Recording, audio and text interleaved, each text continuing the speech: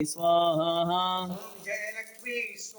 ओम कीर्ति लक्ष्मी स्वाहा संतान लक्ष्मी स्वाहा ओम आरोग्य लक्ष्मी स्वाहा ओम ऐश्वर्य लक्ष्मी स्वाहा ओम अन्न लक्ष्मी स्वाहा ओम अष्टमहालक्ष्मी अंबिकायै नमः स्वाहा धीमहि महादुदिगराय धीमहि सूर्य प्रचोदयात् नमः स्वाहा सूर्यग्रह दोषो निर्दोषोस्तु सूर्यग्रह प्रसाद फल सिद्धिरस्तु सूर्यग्रह प्रीयतां सत्यासन्तु यजमानस्य कामाः सूर्यग्रहश्च अधिदेवतानां शाम्ब परमेश्वर शिवाय स्वाहा ओम तन्महेशाय विद्महे वाग्विशुद्धाय धीमहि तन्नः शिवः प्रचोदयात् नमः स्वाहा